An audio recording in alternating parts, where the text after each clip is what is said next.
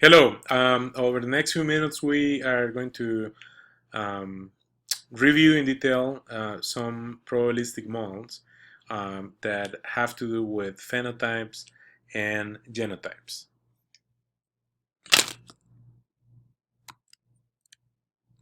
The main reference here is from Sire and Joplin, and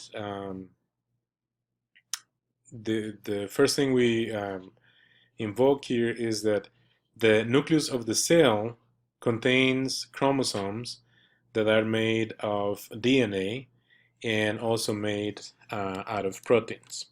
Chromosomes contain a large number of genes that are located at specific locations, and these locations are called loci.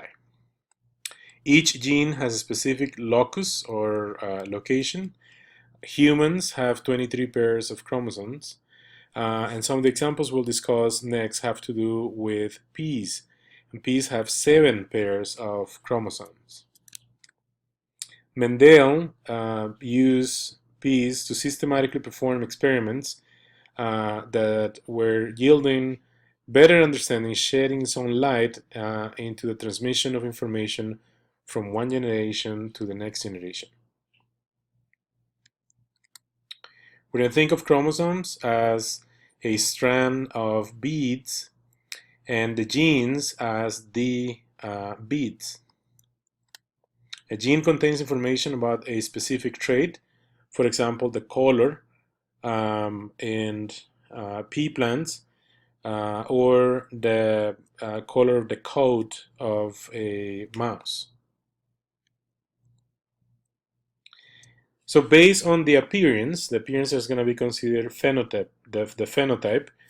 Um, Based on the appearance of plants, Mendel was able to make statements that are now understood to be um, based on the genetic nature of those plants. Okay, so remember, the genetic nature is the code, the information, inner information, and that's going to be associated with the genotype, while the outside or outer information, the appearance, is going to be related to phenotype. The word gene was used in 1909, 25 years after Mendel's passing, after he had passed away. Chromosomes come in pairs, with one element of the pair inherited from the father, while the other is inherited from the mother. This is assuming we're considering the offspring of a species that is sexual. In the simplest examples, a gene um, responsible for a phenotype is present at the same location in each of the two homologous chromosomes. In other words, the chromosome in which the information about the color of the, in this case, unripe pod is contained has the same location in both homologous chromosomes. Two or more forms of a specific gene are called alleles, a name that was introduced in 1926 by Johansen. The alleles determine the genotype.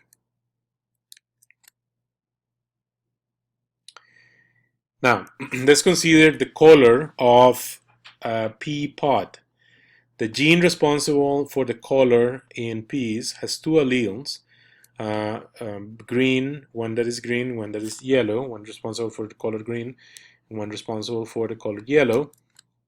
The possible genotypes, these are going to be combinations, are green, green, yellow, green, also green, yellow, or yellow, yellow. The peas in the genotype green, green, and yellow, yellow are called homozygous. The peas with different alleles are called heterozygous.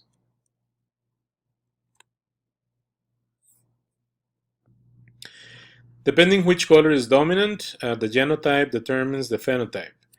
In other words, the aspect of the pod visible to others. If green is dominant, the presence of one green allele will cause the pod to be green. The pod will look yellow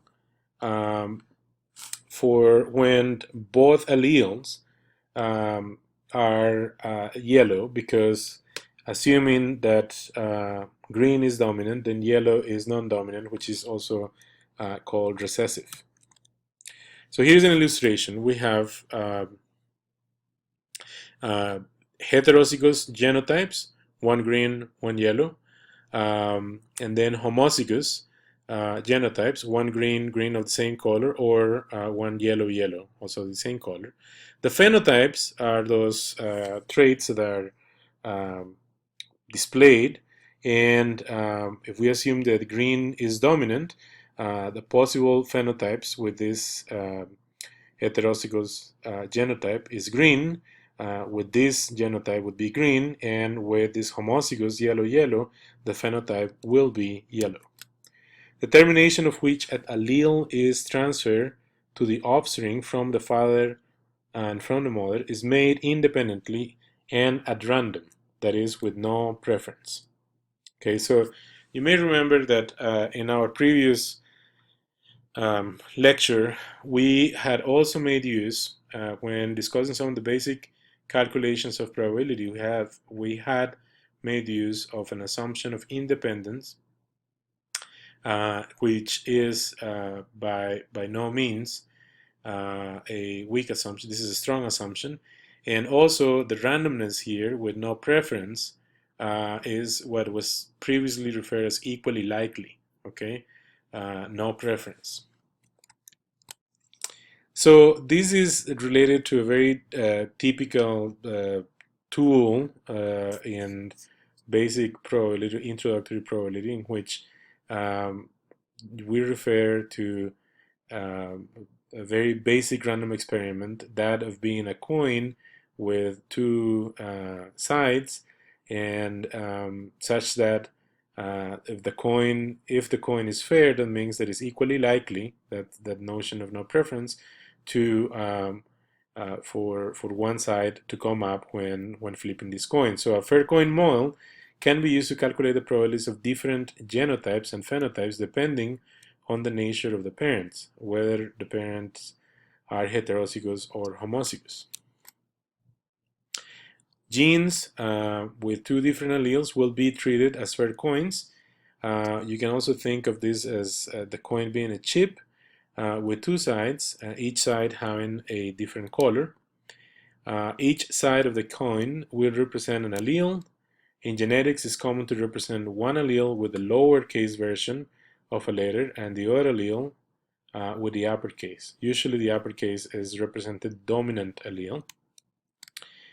So in the case of the pea pod color, the alleles are green, letter capital or uppercase B, and yellow here, lowercase b. So we consider two parent plants. One of them, being male, will contribute the pollen to fertilize the egg from the other plant, which is the female. Both male and female are heterozygous, so their genotype is going to be B, meaning that they have one allele of each type. However, both plants have green and ripe pods because the dominant allele is green. Okay, so here's an illustration. The male has green color, that would be the phenotype. Okay, but the genotype is green-yellow, right, of this type. And the mother, also with phenotype color green, has a genotype heterozygous with green-yellow of that fashion. So with heterozygous parents, all the combinations of green and yellow alleles are possible for the offspring. The allele inherited from each parent is determined at random, like flipping a fair coin. And here's an illustration of these possible outcomes. Okay, so if the outcome is to have the phenotype color green with the genotype green, Okay, that can happen having um, genotype homozygous, right?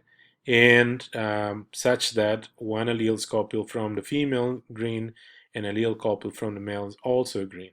Okay, and here listed in this table in the last entry, in the last column, is the probability. Okay, so this is visiting all possible outcomes of all possible genotypes resulting from the combination of the genotypes of the parents.